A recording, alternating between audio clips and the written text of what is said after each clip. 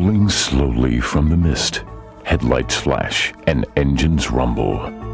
You're about to enter a world of strange and exotic automobiles. Hear stories of triumph and defeat, and weird tales of the mysterious, the bizarre, and unexplained twists of fate. These are the Ghost Cars. And now, here's your host, Adam West.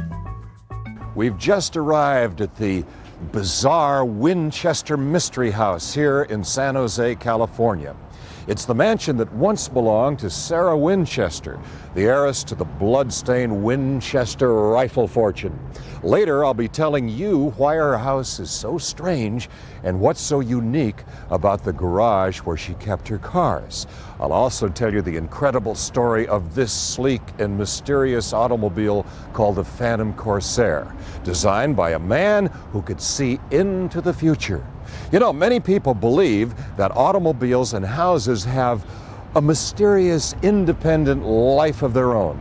Perhaps you yourself have experienced a home with some haunting memories, or have owned a car that had a personality all its own. There are individual cars all around the world with stories that strain the imagination. And with the help of some good friends of mine, we'll share with you some mysterious stories.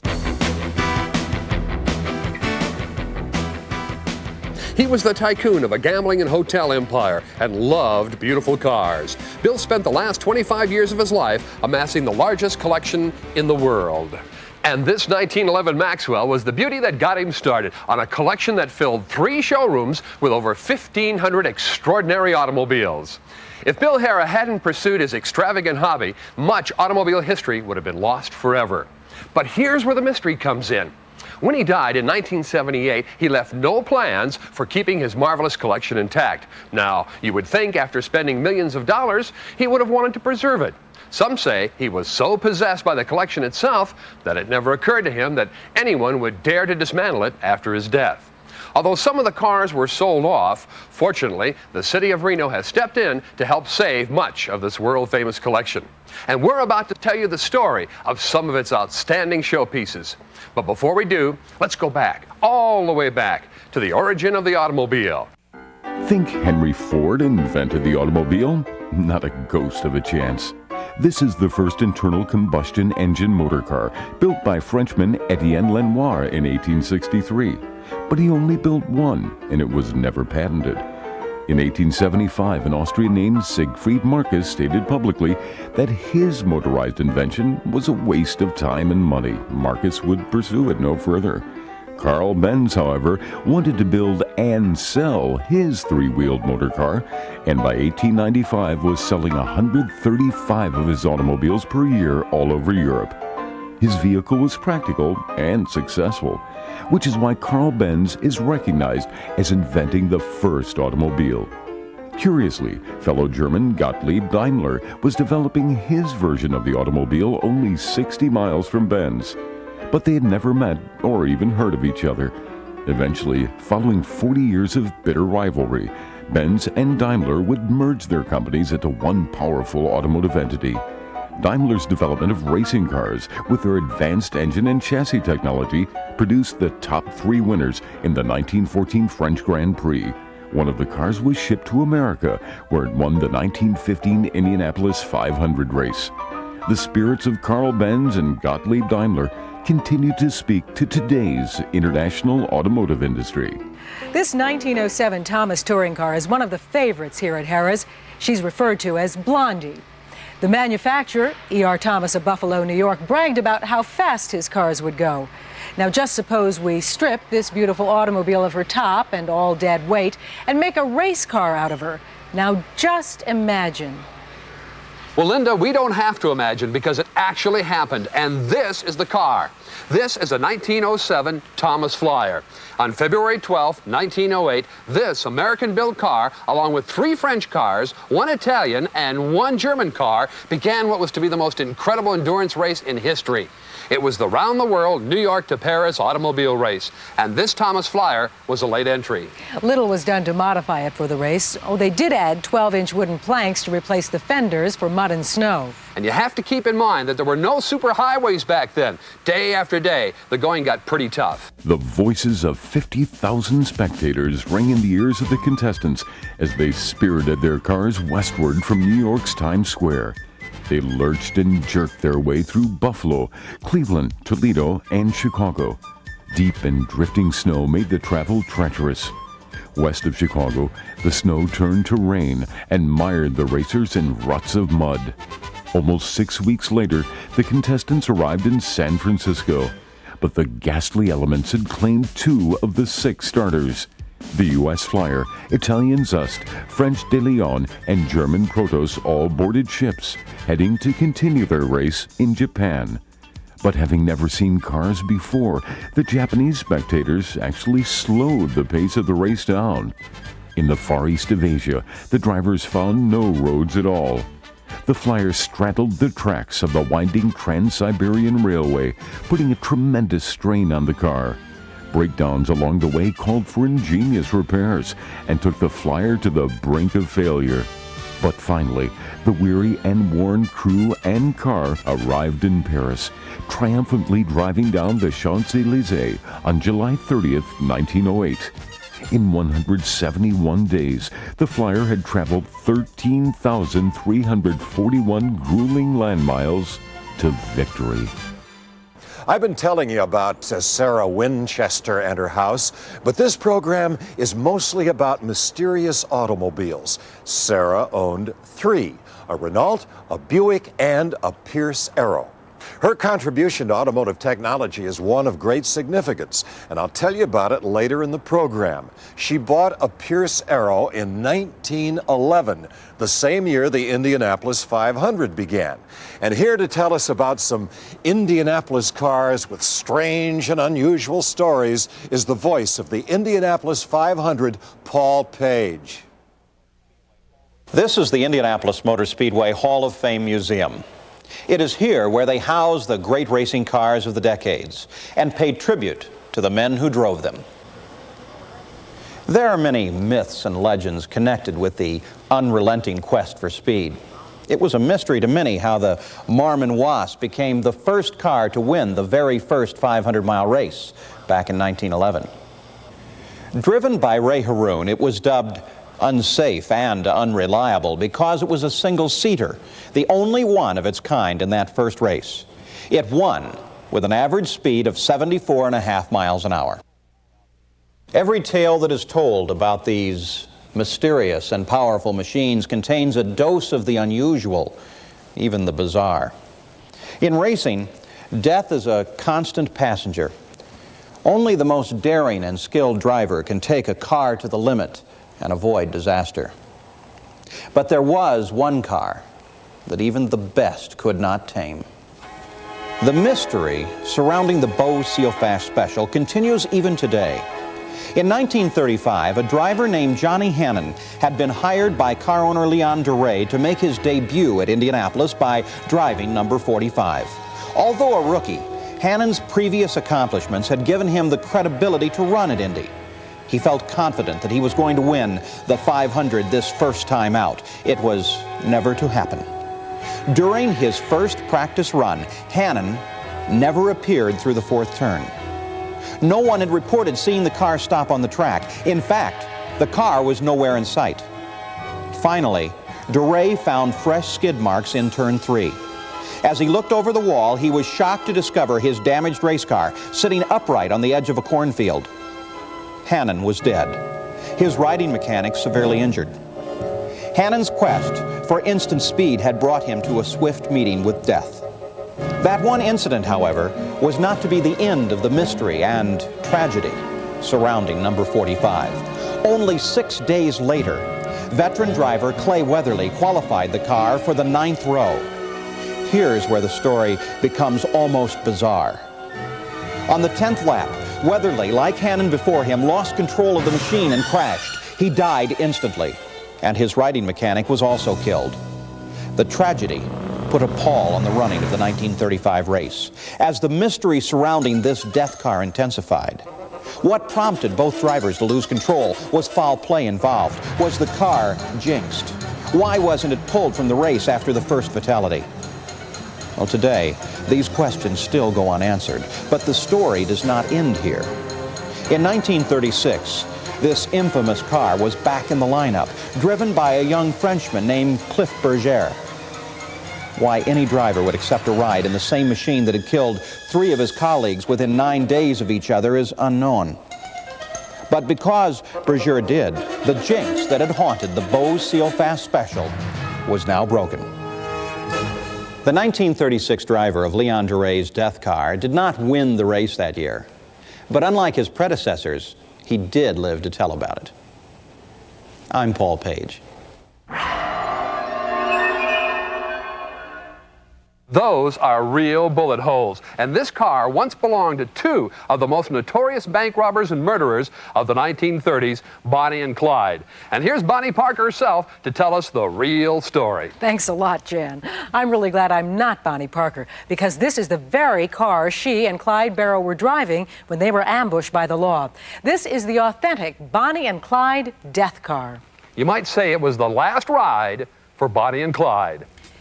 The truth is, they were lovers in crime who paid a heavy price for defying the law. Bonnie Parker was from a comfortable, middle-class family in a suburb of Dallas. She didn't have to steal. On the other hand, Clyde Barrow was a sharecropper's son who by 1932 was establishing a reputation as a car thief, bank robber, and cold-blooded killer of a dozen men. Then he met Bonnie Parker, who was bored with being a waitress and eager for action.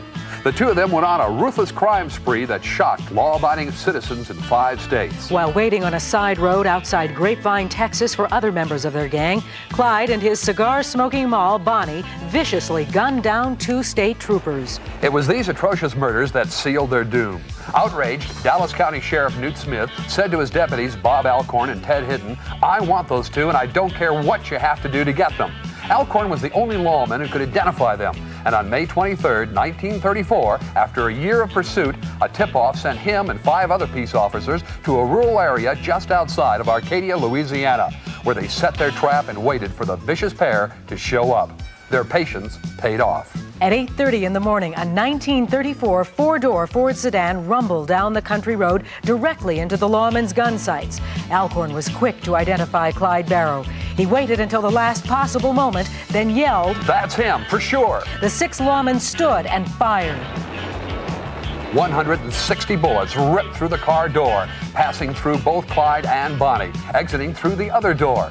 The officers weren't taking any chances. They intended to stop them cold, and they did. Found in the car was Clyde's arsenal of 2 sawed-off shotguns, 2 machine guns, 10 automatic pistols, and 1,500 rounds of ammunition.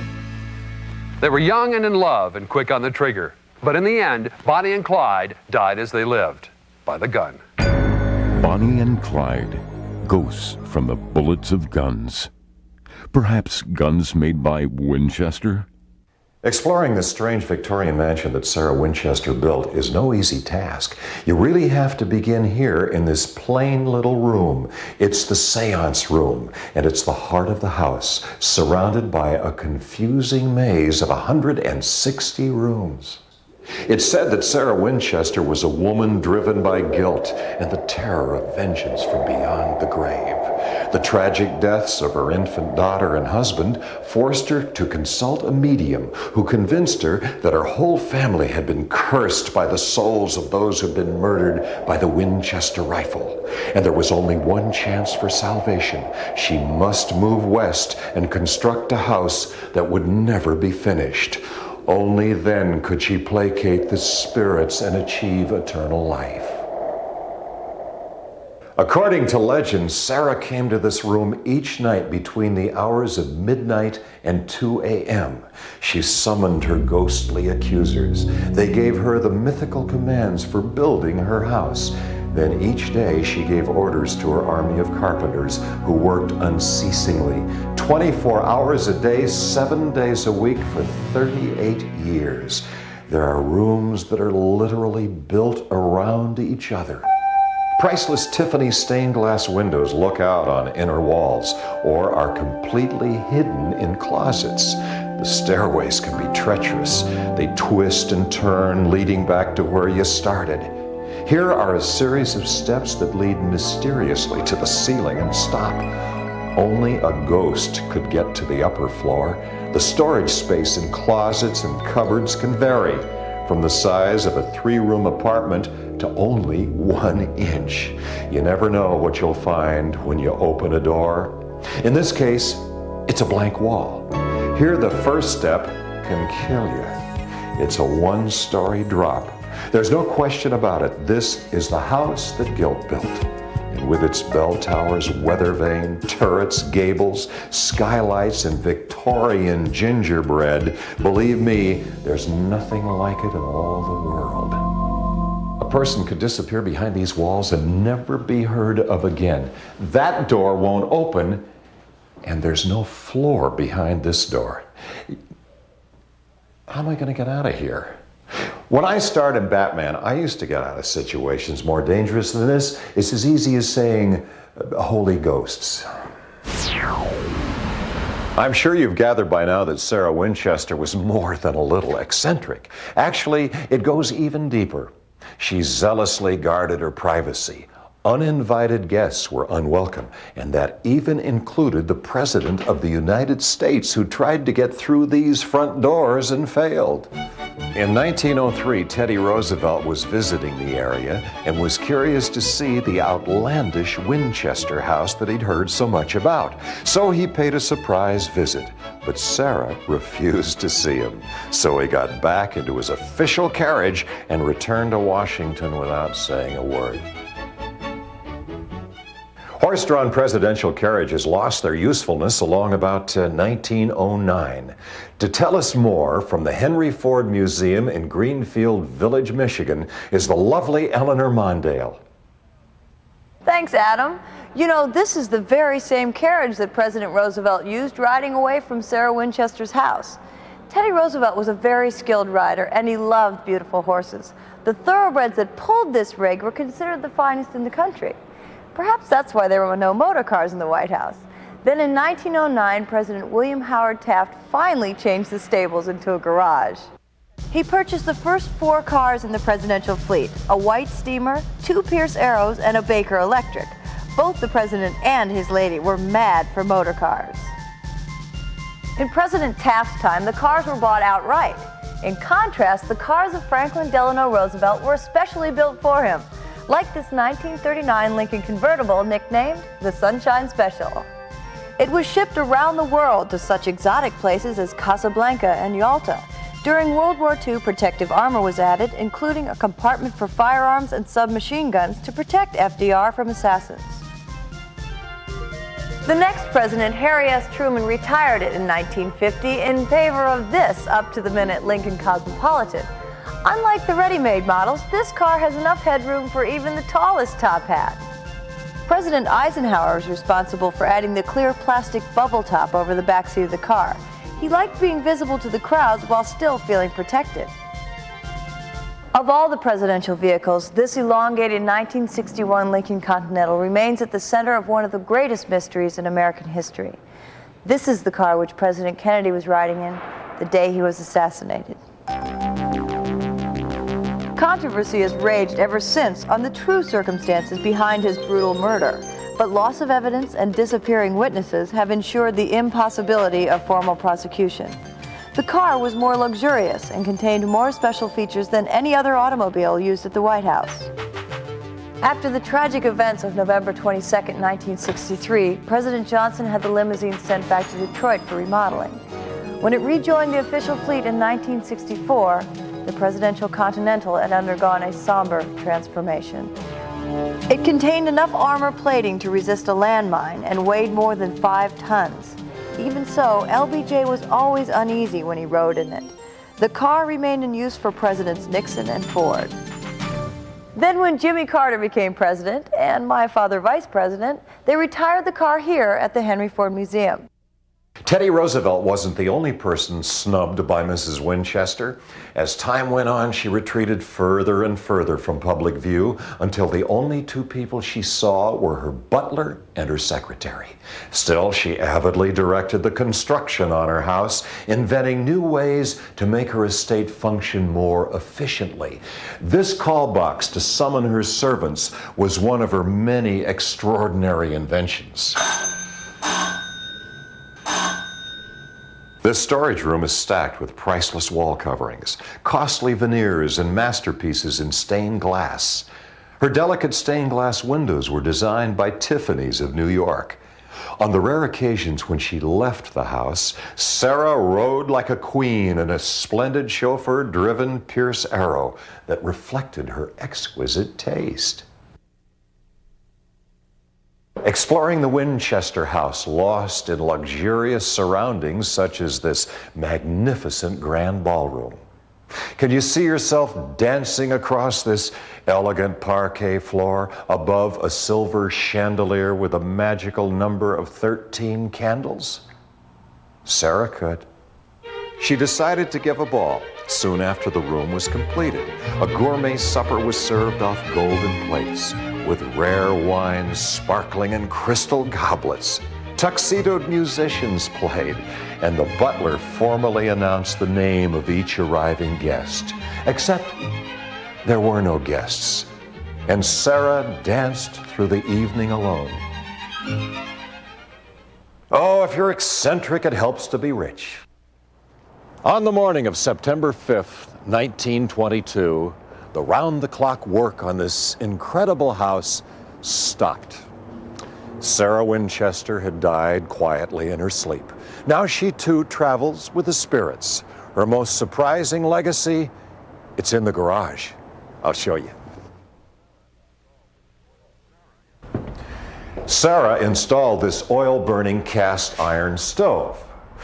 The stove heated the water in this galvanized tank, which was fed up into the ceiling to this deceptively simple device consisting of a pipe and a rotating nozzle. It created a spray of cascading water. You see, Sarah invented the first car wash. One wonders what she would have thought of the automobiles we drive today, with their advanced safety features, sophisticated emission controls, and computers. Our high-tech world would probably boggle her imagination. Technology keeps changing every day, and the luxury car of today quickly becomes the museum piece of tomorrow. This low-slung silhouette Buick wide job is a museum piece, now on display at the Henry Ford Museum in Greenfield Village, Michigan. But back in 1938, when GM first built it, this was the most futuristic automobile ever to come out of Detroit. The smooth contours and concealed headlights show the first attempt at aerodynamic efficiency. It was designed by the legendary Harley Earl, who inspired the GM styling department for 30 years, from the early 1930s through 1958. Many cars that started out on the drawing board went on to become classics, like this successful forerunner of the Ford Mustang, the fantastic turbine-engine Chrysler, the Ford X100, or the exciting and still awesome 1958 Firebird II. Looking back with a 1990s perspective, the 1950s were a prosperous, secure, and wonderfully optimistic time. A technology-enriched future of space travel, jet airplanes, and computers seemed just around the corner, and everybody really believed that what was good for General Motors was good for America. GM responded to all of this by building some of the loveliest fantasy cars ever imagined and going on tour with a splashy, spectacular roadshow called Motorama. It lasted from 1953 until 1961. Recently, a number of Motorama Survivor vehicles were gathered at an exclusive Concours d'Elegance in Pebble Beach, California. Joe Bortz of Highland Park, Illinois, was among the collectors who brought their elegant automotive art objects. This 1954 Pontiac Bonneville Special is one of his prized possessions. With its sleek sports car styling, fiberglass body, and short 100-inch wheelbase, the incomparable Harley Earl was the designer responsible for its timeless good looks. Of all his fascinating chrome trim creations, the dazzling 1951 Buick LeSabre is his most magnificent. It has everything the car owner of the 50s could wish for. A beautiful, long, low silhouette, wide wraparound windshield, and fantastic fantail fins that influenced every other car that came after it in the 1950s, including this extraordinary 1959 Cadillac Cyclone. This automotive work of art was not only designed by the great Harley Earl, it was his personal car. But GM wasn't the only car company influenced by future space travel. This streamlined Chrysler looks as if it could fly, even when standing still. And so does this beautifully restored Plymouth. Every car in this Concours d'Elegance has been shined and polished beyond mint condition. There were also foreign builders who developed some fascinating experimental cars. The futuristic Bat cars are among the most exciting. Seeing all three of the Bat cars on parade, along with the long list of dream cars of Motorama, is a rare treat for anyone who loves automobiles. This is a 1954 Chrysler automobile. Kind of an interesting car, although the owner was even more interesting. He was Howard Hughes. Now, the windows in this car were hermetically sealed, with the exception of the driver's door. Now, why would Howard do that? Well, because he loved clean air. He actually built an air pollution system in the back of this car that fed into the automobile, and it cost more than the car itself. This 1931 Bugatti Royale is a dream car for the rich and pampered. Experts estimate its value at more than $10 million. Only 6 of these Bugattis were ever made, and its fine artistry and detail is reflected in its craftsmanship. One of the largest passenger cars ever made, this 20-foot Bugatti is powered by a 300-horsepower straight-eight engine. This masterpiece was supposedly built for the King of Romania, but eventually made its way to France. In order to avoid capture or destruction by the Nazis in World War II, it was hidden in the sewers of Paris until after the war. Bill Harrah acquired the car and made it part of his collection in 1964. This car is to automobiles what the Hope Diamond is to jewelry. These beautiful and sometimes haunting works of art are from the Los Angeles Museum of Contemporary Art, and they depict both the abstract and traditional visions of the automobile from the artist's eye. With pieces by Salvador Dali, Picasso, and Matisse, the exhibit shows everything from fleeting fantasy to the stark reality of cars and their influence on society. While everyone sees something different in these works in the form of paintings, photos, and sculptures, they all agree that they reflect the automobile's gift of convenience, joy, and sometimes tragedy. In the late 1930s, the Winchester House was closed. People feared that the place was haunted. At the same time, this mysterious car was being built. Come to think of it, both the house and the car have a lot in common. They're beautiful and they're mysterious, and they have stories involving bizarre twists of fate. The car, called the Phantom Corsair, may even be haunted. The 2 men who loved it the most both died in tragic car crashes, but that's only part of the story. It all began back in 1936 with a 23-year-old Yale dropout named Rust Hines. He was the heir to the famous ketchup and pickle fortune. You know, the 57 varieties, folks. He was obsessed with his dreams of a futuristic vision he called the Phantom Corsair. His family in Pittsburgh wanted him to grow up and take over the factory, but Rust was determined to make his dream a reality.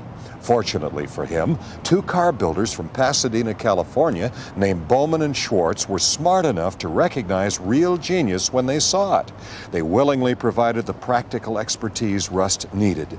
The car breezed through all the tests in a specially constructed wind tunnel and was soon ready for full-scale construction. Nothing like the Phantom Corsair had ever been seen before. The soaring lines of its full-envelope aluminum body seemed to be moving even when standing still. It was strictly Buck Rogers. The fog lights were built in with chrome-lined tunnels that reflected light to the sides of the car. Wrap-around steel bumpers were controlled hydraulically. The doors opened electrically, and little wings raised the roof, making it easier to enter. The dashboard gadgets monitor everything from oil pressure to altitude, and most importantly, the entire interior was padded with cork paneling. The emphasis was on safety and comfort. The Phantom Corsair was far ahead of its time, but unfortunately, time had run out for young Rust Hines. On the way to the first public showing of his beloved Phantom Corsair, he was killed in an automobile accident driving another car. His hopes for marketing his Phantom were tragically ended. Still, the car has endured. It starred opposite Paulette Goddard and Douglas Fairbanks Jr. in the 1939 film Young at Heart, portraying a mysterious vehicle called the Flying Wombat. The Phantom Corsair was sold to a number of owners during the years that followed. Then in 1951, it was bought by comedian Herb Schreiner, who shared the same love for this amazing vehicle that Rust Hines once had. Schreiner, too, was killed in an automobile accident while driving another car. Makes you wonder, doesn't it? Perhaps both would still be alive if only they'd been driving the Phantom Corsair. The car remains an enduring monument to a young man's dream. Another young man who had a dream was Preston Tucker, whose Tucker Torpedo was considered to be the most revolutionary car of its time.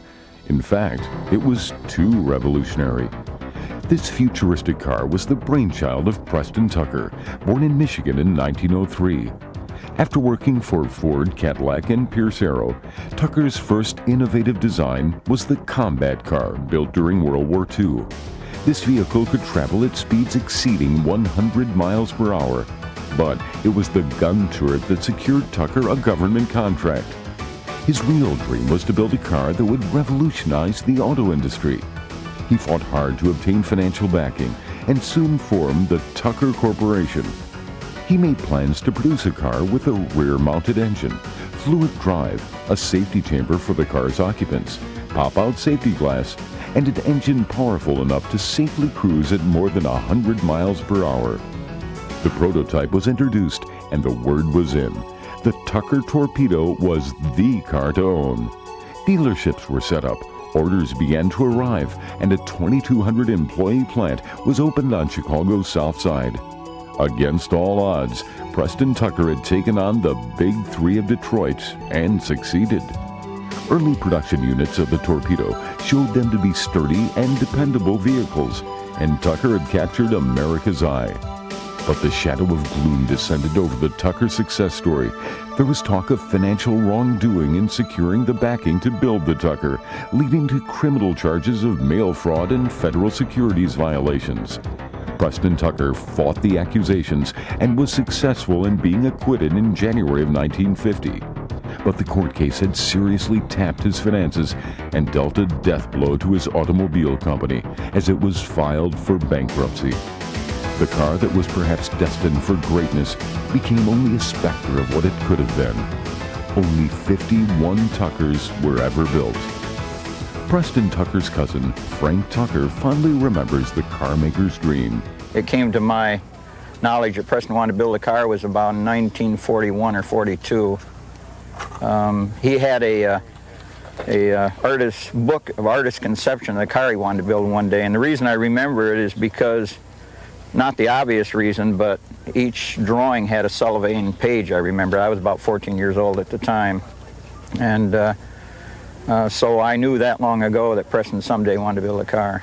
There are people that will tell you that the Big Three didn't have anything to do with Preston's demise, but I truthfully believe that when he came out with the Tucker car, it was more than they wanted. And inasmuch as the government was after him and so on, the Big Three just stood in the background.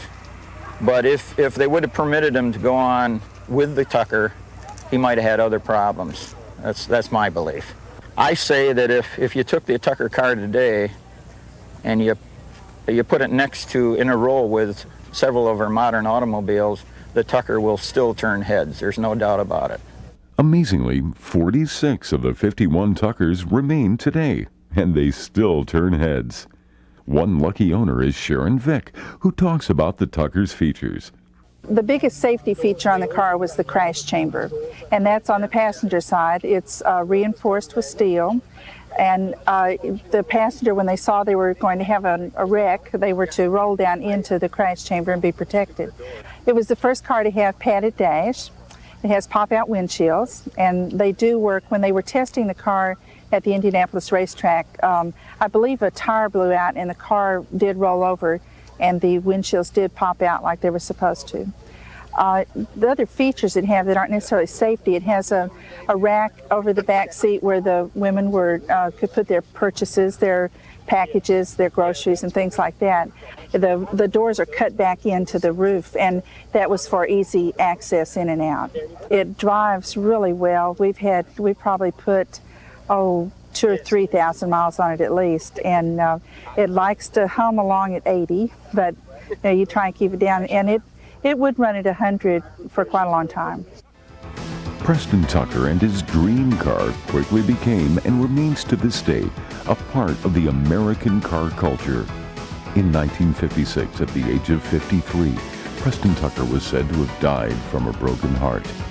but his story of imagination and perseverance secured a place for him in the eyes of many. In fact, Preston Tucker influenced one of the world's biggest filmmakers to make his visionary tale into the reality of cinema. It was almost too good to be true. Detroit, they're putting the squeeze on. We can't buy steel, we can't buy anything. So I made an appointment with Senator Ferguson. What do you think? A big smile and a pat on the back is going to make him forget he's a senator from Detroit? It's quite an idea of yours, selling dealerships for cars that don't exist. What'd he say? He said stay out of the car business. Tucker built the thing. Well, not everything he advertised, not yet, but enough right now to cost billions just to keep up with him. You don't understand how powerful the forces are that are working against us here. Ever since you road tested the new car, 40 G-men have been following you around the clock. What for? You make the car too good. Tucker is the story of a young man's dream, told with Hollywood stars. Stars whose cars have stories of their own to tell.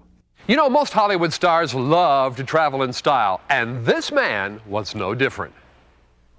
Swanee, how I love you, my dear old Swanee. Those are the immortal sounds of the first superstar of talking pictures, Mr. Al Jolson. And this was his 1933 Cadillac Fleetwood. And as you can see, it's luxury all the way. Truly a great car. A lot of Hollywood stars prefer to own specialty cars. Al Jolson was an all-out kind of performer who loved his automobiles and his audiences. This car has been completely restored. As beautiful as the cars in the Harrah's collection are, most of them were purchased in rather poor condition and upgraded here. Bill Harrah made sure the Jolson car was restored to its original perfection, with all the little details. This car only cost $8,000 when it was new, and you had to be a star to afford it back then in 1933, which was right in the middle of the Depression. Now I'm going to tell you the story of two brothers, Fred and Augie Duesenberg. They were car builders in Indianapolis, Indiana, and a lot of the technology and the ideas that they got came from speedway racing. And they would take those ideas and apply them to some of the most magnificent passenger cars ever built. The Duesenbergs were awesome. The Duesenberg straight-eight dual overhead cam engine, originally developed for racing, was a legendary performer. In the late 1920s, the Duesenberg Company was absorbed into E.L. Cord's growing conglomerate in Auburn, Indiana. It was after this merger that the legendary Model J was born. Now, needless to say, the Model J Duesenberg was a hot item in Hollywood. Everybody wanted one. James Cagney had one, Billy Rose, the great producer, had one, and this Model J Duesenberg was owned by the great screen legend, Clark Gable. And here to tell us a little bit more about Clark Gable and this fine automobile is the director of the Bearing Automobile Museum, Skip Marchetti. Skip, welcome to the show. Hi, Jan. Thank you for inviting me. Let's talk a little bit about this Clark Gable Duesenberg here. Quite an automobile. Yes. Now, Clark Gable not only liked to drive these cars, but sort of a relaxation thing. He really liked to work on these cars. Yes. He and his good friend Gary Cooper were rivals on screen and also rivals in the automobile hobby. They both owned Duesenbergs. They both raced them at Muroc Dry Lake, and they both liked to work on their cars. This one in particular was designed by Clark Gable with the help of stylist at Bowman and Schwartz Corporation, W. Everett Miller. Clark had a lot of input in the style of the car, the swoopy fenders, the laid-back windshield, the dual rear-mounted spares, which legend has that he wanted the spares on the rear so that he could easily work on the engine without having to work over the side mount spares. So. Now, Skip brings up a good point. Bowman and Schwartz were car builders here in California. What's interesting about that is that the Duesenberg brothers back in Indianapolis only built the chassis, then sent them out to a variety of different coach builders throughout the United States. That's correct. Bowman and Schwartz were the coach builders to the Stars in Pasadena, California. They were a company that took over the coach building trade from Murphy of Pasadena. Murphy was an earlier company. Both Mr. Bowman and Mr. Schwartz had worked for Murphy Corporation in Pasadena and took over the company upon Walter Murphy's death. They built some of the finest, most beautiful automobile creations. Most of the Duesenberg bodies, I say the most prolific Duesenberg bodies were Murphy's and then later Bowman and Schwartz. This would mean, too, then, that no two were ever alike. Never. All Duesenberg coachwork was dissimilar in some way. They had owner's input for details like upholstery, how the windshield slanted, various things like this. It was a true coach-built automobile. Now, these cars were very big, very heavy, but they were very powerful and extremely fast. And these particular cars had a first. They had a monitoring system in them. Yeah, the monitoring system monitored the chassis lubrication, which was automatically lubricated about every 50 miles. When to add water to your battery, and two other similar functions. They were electrically actuated red and green lights on either side of the dashboard. Now, this car also played a role in the affair of Carole Lombard and Clark Gable, did it not? Yes, it was a central part of their affair. Clark Gable and the beautiful Carole Lombard went on several excursions in this beautiful automobile. And unfortunately, after her death during World War II, Clark stopped driving the car and put the car away, and it was not driven by him ever again. If a man can bridge the gap between life and death, I mean, if he can live on after he's dead, then maybe he was a great man. James Dean said that, and perhaps he knew something about the future, because he became even a greater star after he was killed in an automobile accident in 1955. But James Dean was different. He had a unique style all his own. And back in the 50s, everyone wanted to be just like James Dean. He was the kind of guy who marched to a different drummer. James Dean was one movie star who always seemed real to us. We could relate to him. He came from the bright lights of Broadway to Hollywood and made only 3 films in his short career: East of Eden, Giant, and his most popular film, Rebel Without a Cause, which co-starred Natalie Wood, Sal Mineo, and this 1949 two-door Mercury Coupe. In fact, this car was the inspiration for the first of the custom car designers. They'd take off all the excess chrome to give it a sleeker look. It was called nosing and decking. All things considered, I'd say this 1949 Mercury was the perfect choice when Warner Brothers needed a hot car to co-star with James Dean in Rebel Without a Cause. Elvis Aaron Presley was the king of rock and roll. He filled Graceland with hundreds of big boy toys, and his love of fancy and exotic cars was no exception. One Memphis auto dealer recalls selling more than 100 luxury cars to the king. Along with this pink Cadillac, Elvis loved this white limo, equipped with all the comforts, including gold-trimmed interior, a small bar, a refrigerator, and TV set. His vast collection of amazing automobiles proved just one thing: Elvis sure knew how to party. Let's have a party. Let's have a party. Let's have a party. Let's have a party. Head into the store, let's buy some more. Let's have a party tonight. We're gonna have a party tonight. In Hollywood, anything is possible. Well, that's true. And of course, automobiles do take on a personality all their own. There are cars that can think, automobiles that can talk.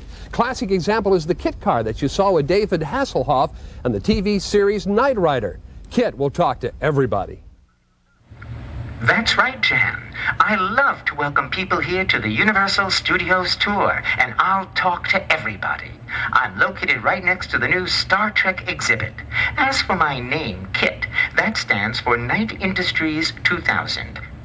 I was on the television show Knight Rider. David Hasselhoff, who played Michael Knight, drove me to fame. We were together on network television for 4 years. What makes me so special is I am an ultra-advanced computer and built with enough high-tech devices to make even RoboCop jealous. I'm programmed to save human lives. I can also trace phone calls, monitor action through a built-in television camera, detect nearby explosives, and of course, play video games in my spare time. I can attain speeds in excess of 300 miles an hour. My sleek body style is molded in the shape of a 1980 Trans Am Firebird and is made of super plasteel, which is even stronger than the heat tiles on the U.S. Space Shuttle. This makes me virtually indestructible. And here it is, a real favorite of Steven Spielberg's. He used it in his hit movie Back to the Future, a real box office smash. While you're on your Universal Studios tour, you'll see many of the sets from that movie, including the clock tower that was struck by lightning, which eventually enabled Michael J. Fox and his time machine to get back home. And this is the machine he did it in, a really zapped up DeLorean. But this is Hollywood, where reality is in the script. According to Dr. Emmett Brown, the whacked-out scientist played by Christopher Lloyd in Back to the Future, the secret of time travel lies in the flux capacitor, a computerized graphic gizmo that looks a little like a divining rod. The energy converter on the back of the car takes in plutonium and creates a nuclear reaction. Then you're on your way.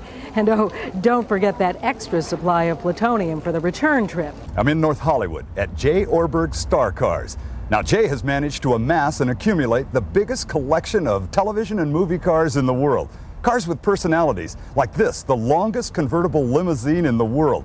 Built out of a Mercedes or two, it's over 40 feet long. And yet behind me here is a bar, and behind that is a heart-shaped hot tub. Just the thing you need to go driving around town. This is quite a collection, and let's take a close-up look at it right now.